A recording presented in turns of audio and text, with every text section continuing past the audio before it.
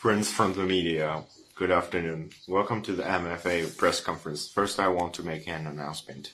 At the invitation of the member of the Political Bureau of the CPC Central Committee, Foreign Minister Wang Yi, Minister of Foreign Affairs of Georgia, Bochorishvili, will pay an official visit to China from November 6th to 8th. Now I'm ready to take your questions. China Central Media Agency, the 8th China International Import Expo, CIIE, opened this morning in Shanghai. Premier Li Qiang attended the open ceremony and delivered a keynote speech. Can you further brief us on that? Given this current global trade landscape, what message does China hope to send through the newest edition of the CIIE? As the world's first national-level import expo, the CIIE is an innovative and practical move taken by China to expand high-standard opening up. The CIIE has been successfully held for 8 consecutive years, which speaks volume about China's resolve and action in honoring its commitment to opening up and its pursuit for mutual benefit. Premier Li Qiang stressed in the keynote speech at the opening ceremony that the recommendations for the formulating of the 15th five-year plan, which was deliberated over and adopted at the 4th plenary session of the 20th CPC Central Committee, inject more certainty to China's socio-economic development in the future. First, certainty of development.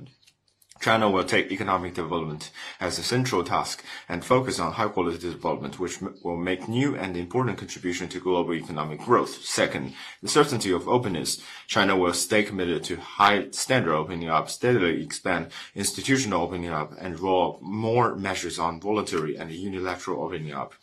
Openness and cooperation is the golden key to development and prosperity. China will continue its efforts of expanding, opening up, and share the opportunities of China's mega market with the world. This year, CIIE sets a new record in scale, featuring over 4,100 exhibitors from more than 150 countries and regions. It has become a consensus among participating parties that partnering with China will bring more opportunities. Next question.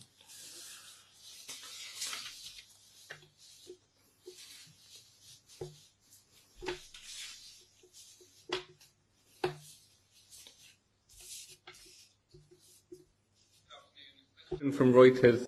路透社，台湾官员今天上午表示，中国对于中华台北参加明年的 APEC 会议加了许多附加条件，其中包括一个中国原则。外交部对此有何评论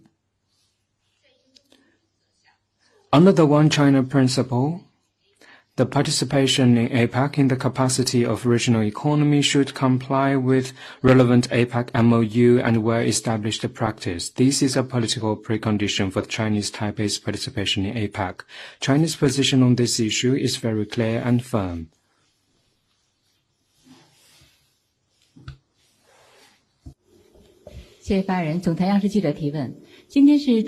CCTV.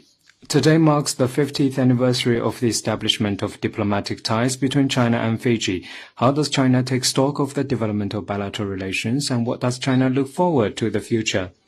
Today marks the 50th anniversary of the China-Fiji diplomatic relations. President Xi Jinping and Premier Li Qiang exchanged congratulatory messages with President Lalabalavu and Prime Minister Rabaka to jointly celebrate the historical moment. Fiji is the first Pacific island country to establish diplomatic relations with China. Over the past 50 years, under strategic guidance of the two heads of state, bilateral relations have come a long way. As President Xi Jinping said at the congratulatory message, no matter how the international landscape evolves, the two countries support each other in following the development path suited to respective national conditions on the basis of mutual respect, equality, and mutually beneficial cooperation. In recent years, our high-quality Belt and Road cooperation has produced the results and benefited the two peoples, and the friendship has taken deeper roots. China attaches great importance to its relations with Fiji. We stand ready to work with Fiji to implement important common standards between the two leaders, enhance mutual trust, expand cooperation, elevate China-Fiji comprehensive strategic partnership to new heights, and deliver more tangibly for the two peoples. RT. Recently, U.S. Treasury Secretary Bessent called China an unreliable partner, while a few days ago President Trump held talks with the Chinese leader and highly praised the meeting. How does China view the U.S. self-contradictory message?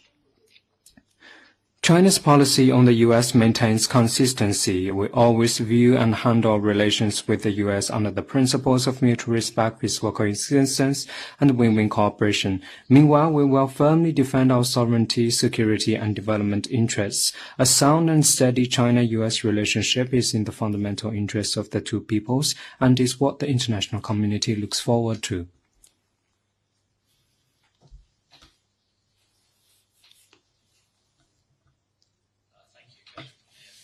法新社，欧盟昨天表示，将会对于英美资源集团将其镍业务出售给五矿公司展开调查。这是一家中资控股企业，中方对此有何评论 ？For anything specific, I'd refer you to competent authorities. Let me say more broadly that China supports Chinese companies in conducting practical cooperation on the principle of mutual benefit.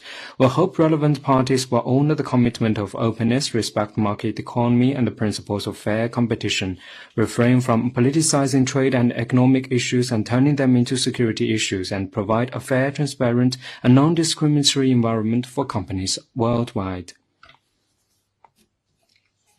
Next one, please.